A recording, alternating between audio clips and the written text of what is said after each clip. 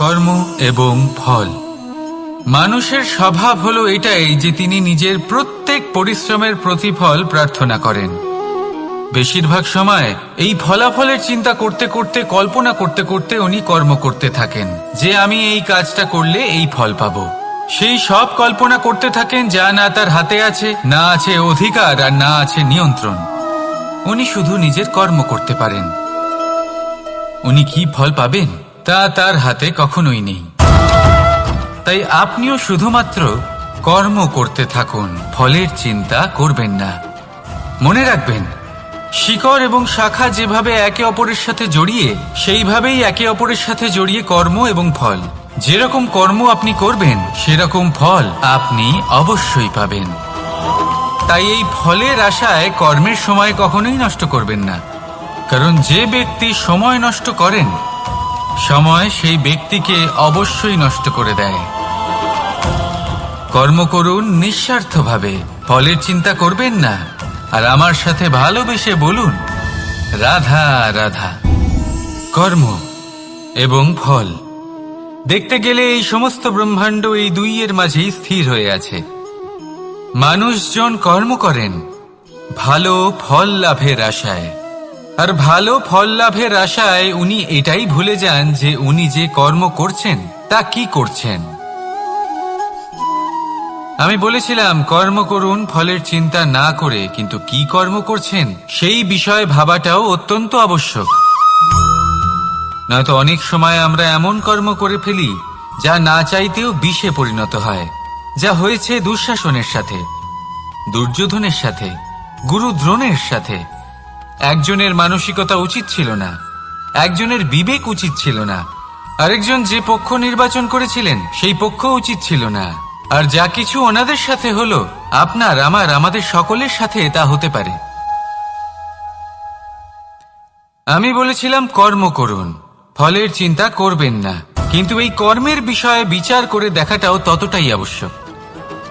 দেখুন, কর্ম করার উচিত প্রক্রিয়া ফলের চিন্তা না করা, কিন্তু যদি আপনার কর্ম শুভ হয় তাহলে তার ফলও নিয়তি আপনাকেই দেবে। সর্বদা কর্ম করার সময় এটা ভাবুন যে আপনার এই কর্ম এই সংসারকে, এই সমাজকে, আপনার পরিবারকে, আপনার আশেপাশের মানুষজনকে কোন দিশায় নিয়ে যাবে। যদি এটা সবার জন্য মঙ্গলময় হয় তাহলে কর্ম করতে থাকুন। আর হ্যাঁ, নিশ্চিত রূপে ফলের চিন্তা করবেন না। আসুন আমার সাথে ভালোবেসে বলুন রাধা রাধা। বটবৃক্ষের বীজ সর্ষের দানার থেকেও ছোট হয়, কিন্তু যখন তা নিজের রূপ ধারণ করে তখন তা বিশাল বৃক্ষের আকার ধারণ করে, যা সহস্র বছর ধরে বেঁচে থাকে, ছায়া প্রদান করে, পাখিদের আশ্রয় প্রদান করে, আর দেয় পথচারীদের বিশ্রাম করার স্থান। কেন? কারণ সেই ছোট বীজ তা মাটির ভেতরে গিয়ে নিজের খোলস ত্যাগ করে। অন্ধকারে থাকে সে, যতই আলো আসুক না কেন, যতই বর্ষা আসুক না কেন, সব সহ্য করে। আর তারপরে একটা চারা গাছ অঙ্কুরিত হয়, তারপর ধীর গতিতে একটা বিশাল বৃক্ষতে পরিণত হয়। দেখুন, জীবনে কঠিন সময় আসে, এই জন্য নয় যে আপনি হার মেনে নেবেন, এই জন্য আসে যাতে আপনি ভবিষ্যৎ নির্মাণের জন্য নিজেকে তৈরি করতে পারেন। যদি কঠিন সময়ে আপনি ওই বীজের মতো দৃঢ় হয়ে থাকতে পারেন, তাহলে আপনিও একদিন সেই বিশাল বৃক্ষের মতো নিজের অস্তিত্ব গড়ে তুলতে পারবেন, যা সহস্র বছর পর্যন্ত মনে রাখা হবে। আসুন আমার সাথে ভালোবেসে বলুন রাধা রাধা। এই ব্রহ্মাণ্ড কত বৃহৎ, তাই না? যার সম্মুখে এই পৃথিবীকেও একটা বিন্দুর মতো মনে হয়। আর এই পৃথিবীতে আমরা কে হই, আমাদের আকার কিরকম, আমাদের অস্তিত্বই বা কি? যখন আমরা এভাবে ভাবি তখন মনে হয় আমরা কিছুই নই। তা আমরা যখন কিছুই নই, তাহলে আমরা এত চিন্তা করি কেন? কি ভেবে ভয় পাই? কাকেই বা এত ভয় পাই? কে আমাদের মারতে পারে আর কেই বা আমাদের জন্ম দেবে? আত্মার আসলে না কখনো জন্ম হয় আর না কখনো মৃত্যু। আত্মা শুধুই শরীর বদল করে। আপনি, আমি, আমরা সকলে এই শরীর নয়, আমরা হলাম আত্মা, যা হলো পরম আত্মার পরম অঙ্গ।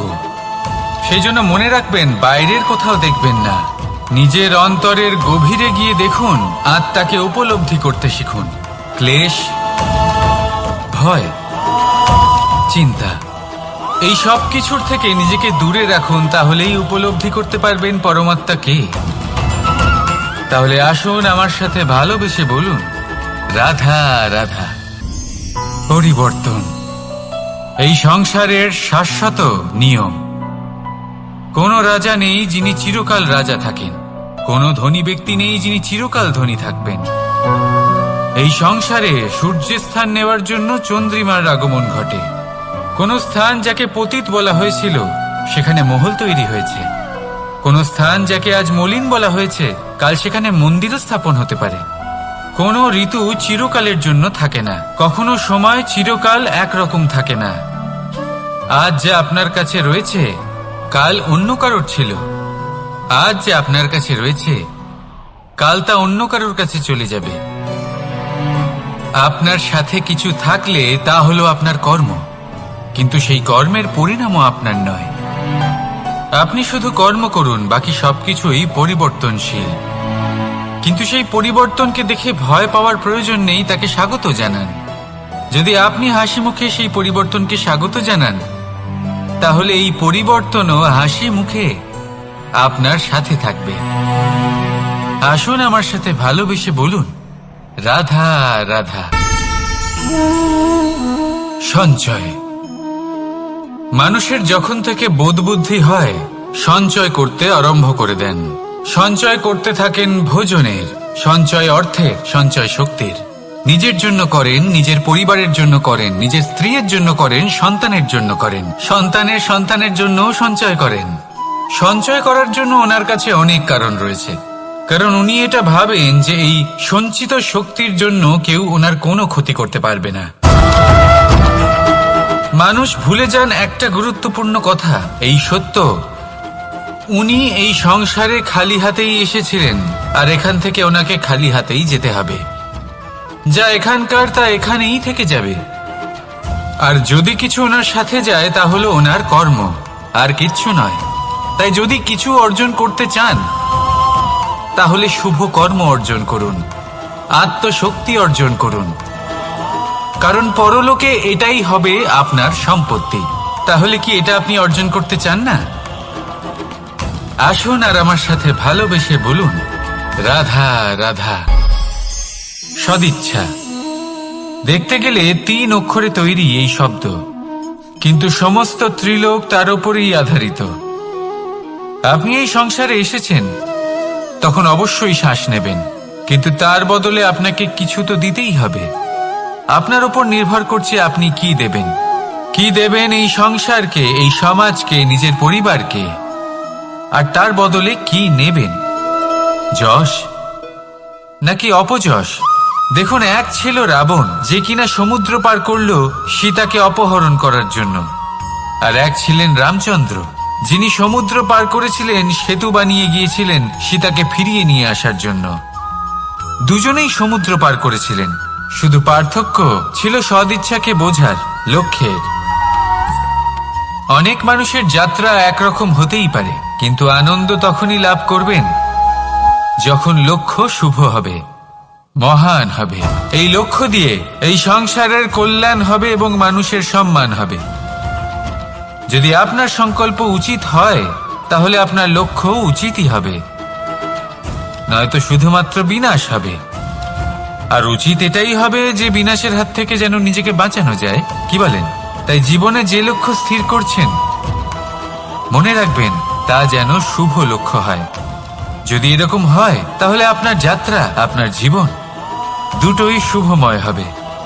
আসুন আর আমার সাথে ভালোবেসে বলুন, রাধা রাধা। সুরক্ষা এই সুরক্ষা আসলে কি? এটা কি কোনো কবচ নাকি কোনো সীমা? এই সুরক্ষা আসলে অন্য কিছু। আমাদের মাতা পিতা, আমাদের প্রিয়জন, আমাদের বন্ধু, এই সমাজ, আমাদের শুভাকাঙ্ক্ষী, আমাদের আত্মীয়, এনারা সবাই আমাদের জীবনে কোনো না কোনো ভাবে সুরক্ষা দিয়ে থাকেন, একটা কবচ দিয়ে থাকেন কোনো না কোনো রূপে। কিন্তু দেখতে গেলে আমাদের পরাক্রমের পথে আমাদের বীরত্বের পথে, আমাদের সাহসের পথে এই সুরক্ষাই সব থেকে বড় বাধা হয়ে দাঁড়ায়। একবার ভেবে দেখুন, যদি আপনি কোনো সুরক্ষাই না পান, বা যদি আপনি এই সুরক্ষা ভেঙে বাইরে আসতে পারেন, তাহলে আপনার বীরত্ব চরম সীমায় পৌঁছে যায়। কেন? কারণ তখন আপনি জানেন যে এই সংসারের সম্মুখীন আমাদের নিজেদেরই হতে হবে। আপনি বুঝে যান যে শত্রুর সম্মুখীন এবার নিজের বলের দ্বারা, নিজের পরাক্রমের দ্বারা, নিজের সাহসের দ্বারা করতে হবে। আর তখন আমাদের মনের মধ্যে এই শক্তি জাগ্রত হয়।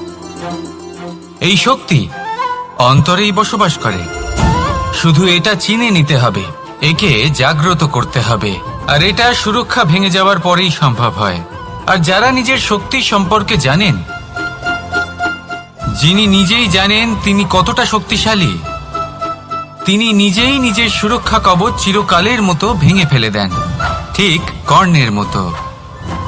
আর তারপরে দেখুন, আপনার পরাজয় হোক বা বিজয়ী হোক না কেন, সেটাই অনেক বড় হয়, সেটাই প্রশস্ত হয়ে থাকে। সেই জন্য ত্যাগ করুন নিজের ভয়কে, নিজের আশেপাশের এই সুরক্ষা চক্রকে ভেঙে ফেলুন। আর সম্মুখীন হন এই সংসারের নিজের শত্রু সম্মুখীন হন। পরাক্রমের এই অঙ্কুর, তা অঙ্কুরিত হওয়ার জন্য বীজের উপরের এই কবচ, এটা ভেঙে যাওয়া অতি আবশ্যক। আসুন আমার সাথে ভালোবেসে বলুন, রাধা রাধা। যখন আমরা হাঁটতে থাকি আর আমাদের পায়ে কাঁটা বিঁধে যায়, তখন মুখ দিয়ে আহ বেরিয়ে আসে, কান্না চলে আসে, আর অনেক সময় অভিশাপও বেরিয়ে আসে। কিন্তু আমরা কি কখনো এটা এইভাবে দেখেছি, এইভাবে ভেবেছি যে আমরা যে পথে চলেছি সেই পথে কাঁটা বিঁধেছে, নাকি আমরা সেই পথ নির্বাচন করেছি যাতে শুধুই কাঁটা রয়েছে? নাকি আমরা এভাবে ভেবে দেখেছি যে এই কাঁটা আমাদের কষ্ট দিতে এসেছে, নাকি এটা আমরাই বিছিয়ে রেখেছিলাম? সাবধান থাকা উচিত ছিল, কারণ কাঁটা বিঁধলে যন্ত্রণা হবে, চিৎকার করে ফেলতে পারি, মুখ থেকে অভিশাপও বেরিয়ে আসতে পারে। কিন্তু এই অভিশাপ শুধুমাত্র আমাদের তরফ থেকে অভিশাপ হয়, সামনের ব্যক্তিটির ওপরও নির্ভর করে। এবার সেই ব্যক্তি যদি এমন হয় যে ফুল আর কাঁটা এই দুই সমানভাবে গ্রহণ করতে পারে, তার কাছে অভিশাপও বরদানে পরিণত হয়। শেষ পর্যন্ত ব্যাপারটা দাঁড়ায় ভাবনা, চিন্তা, দৃষ্টিভঙ্গির ওপর। কারণ আপনার এই ভাবনাই সত্যি হয়ে সামনে আসে। সেই জন্য এই ভাবনা, চিন্তা, মানসিকতাকে গুরুত্ব সহকারে দেখবেন। এই বিবেচনা নিয়ে বিবেচনা করতে শিখুন। আমার কথার অর্থ হলো যে জীবনে যখন এরকম কিছু একটা ঘটবে, তখন ভেবে দেখুন যে এরকম কেন হলো। আপনি কি এমন কোনো কর্ম করেছিলেন যার কর্মফল এটা? এমন কোনো কাজ যা অনুচিত ছিল, অসত্য ছিল, যা অভদ্রতার কারণ ছিল? ভেবে দেখা প্রয়োজন।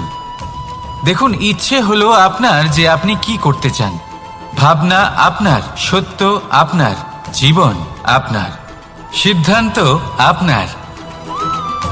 আসুন আর আমার সাথে ভালোবেসে বলুন, রাধা রাধা। সময়, এই সময় আসলে কি? এই সময় একটা সরল রেখা তো কখনোই নয়। সময় হলো একটা চক্র, যেখানে এর আদি সেখানেই হলো এর অন্ত, আর যেখানে তা শেষ হয় সেখান থেকেই তার শুরু হয়। এই সময় একটা অত্যন্ত বিচিত্র চিন্তা, বিচিত্র ভাবনা, একটা বিচিত্র বস্তু যা কেউ বুঝতে পারেন না।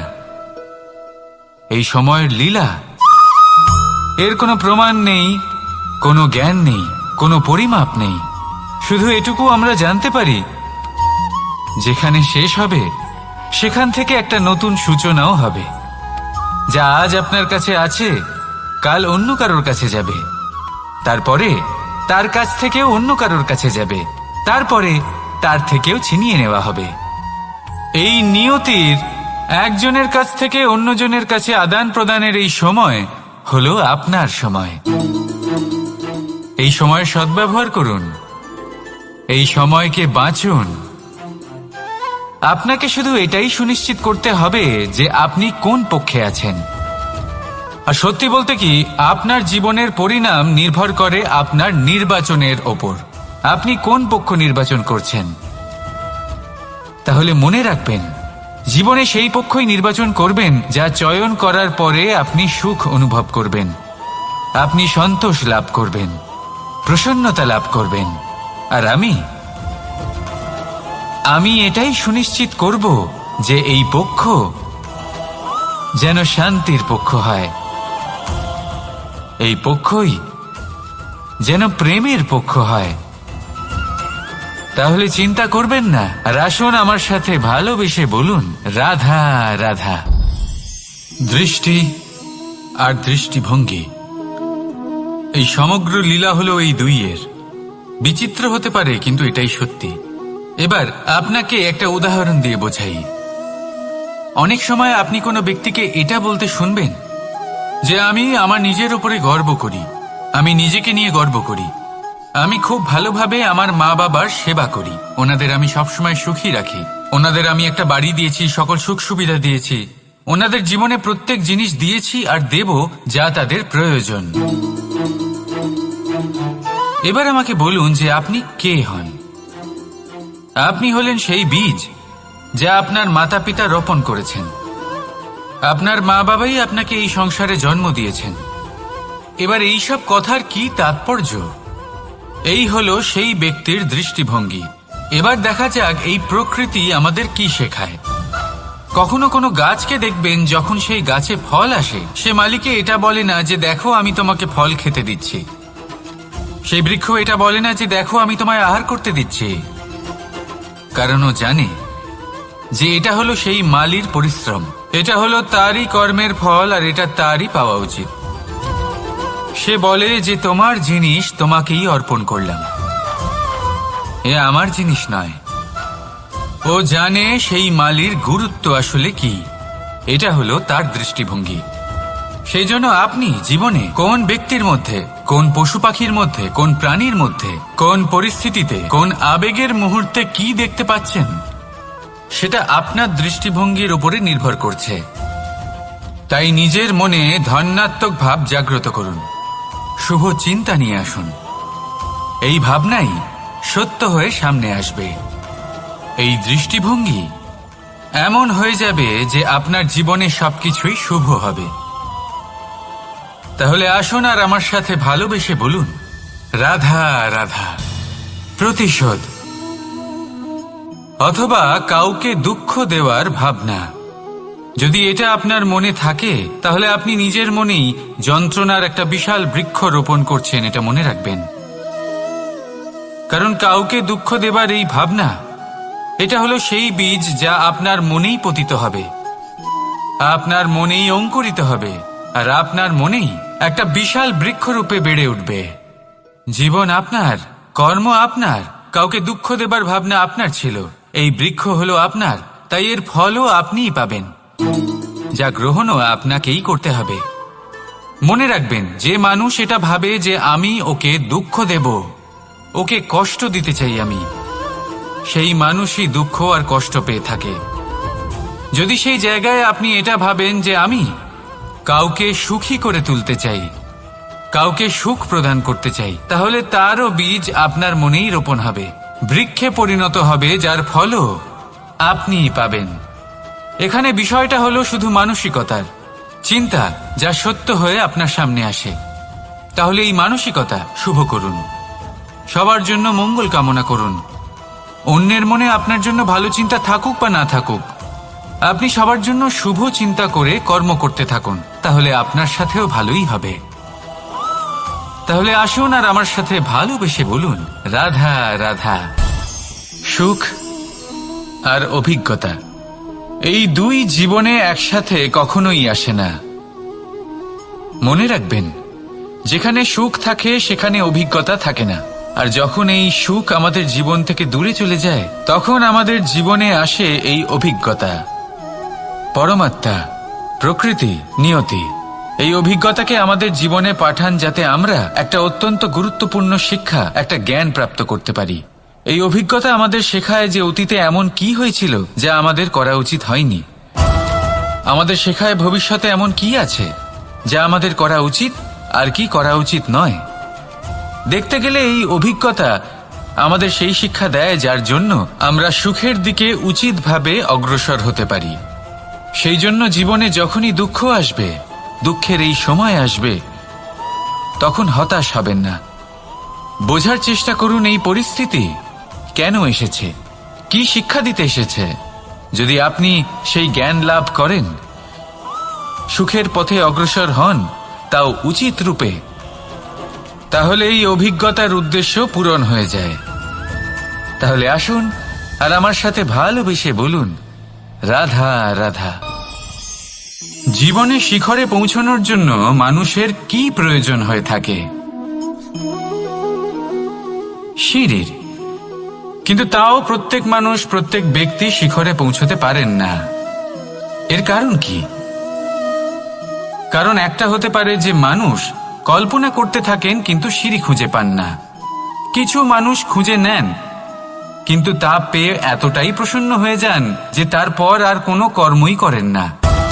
খুব সোজা ব্যাপার। অনেক মানুষ সিঁড়ি খুঁজে পান না, আর যদি পেয়েও যান তাও যতক্ষণ না তাতে চড়ছেন সেই শিখরে পৌঁছবেন কি করে? যতক্ষণ না আপনি পরিশ্রম করছেন, যতক্ষণ না সেই সিঁড়িতে আপনি চড়ছেন, যতক্ষণ না ক্লান্ত হচ্ছেন, আপনার পায়ে হাঁটুতে ব্যথা না হচ্ছে, ততক্ষণ এই শিখরে পৌঁছানোর সৌভাগ্য লাভ করতে পারবেন না। তাহলে কল্পনার সাথে কর্ম করুন, পরিকল্পনার সাথে পরিশ্রম করুন, সব কিছু পাবেন। আসুন আমার সাথে ভালোবেসে বলুন, রাধা রাধা। সমস্যা, কঠিন সময়, সংকট, বিপদ কার জীবনে নেই? প্রত্যেকের জীবনে আছে। কিন্তু আমাকে একটা কথা বলুন, যদি নৌকায় ঢেউকে ভয় পেতে শুরু করে, তাহলে সাগর পার করবে কে? কখনো কোনো ছোট্ট পিঁপড়েকে দেখেছেন, যে আকারে হয়তো ছোট হতে পারে কিন্তু বড় শিক্ষা দিয়ে যায়? কিন্তু আমরা শিখিই না। এবার দেখুন একটা পিঁপড়েকে, যে ভোজনের খোঁজে বাইরে বের হয়, একটা ছোট্ট দানা তুলে নেয়। ছোট দানা তোলে কারণ তার থেকে বেশি সে তুলতেই পারবে না। সে দানা নিয়ে চলতে শুরু করে, কোনো দেওয়ালে উঠে পড়ে, আবার পড়েও যায়। সেই দানা দূরে কোথাও একটা পড়ে যায়, তা আবার খোঁজে, তুলে নেয়, আবার চলতে থাকে। পড়ে যায়, আবার ওঠে, পড়ে যায়, আবার ওঠে। সেই দানাটা রেখে দেয়, আবার বেরিয়ে পড়ে ভোজনের খোঁজে। পরিশ্রম করতে থাকে কিন্তু হার মানে না। এই শিক্ষাই তো আমাদের প্রাপ্ত করতে হবে। নিরন্তর পরিশ্রম আর নির্ভীক হয়ে কর্ম করে যেতে হবে। এটাই হলো সাফল্যের মাধ্যম, এটাই হলো জয়ের মন্ত্র, অচ্যুত অজয় অস্ত্র। তাহলে আসুন আর আমার সাথে ভালোবেসে বলুন, রাধা রাধা।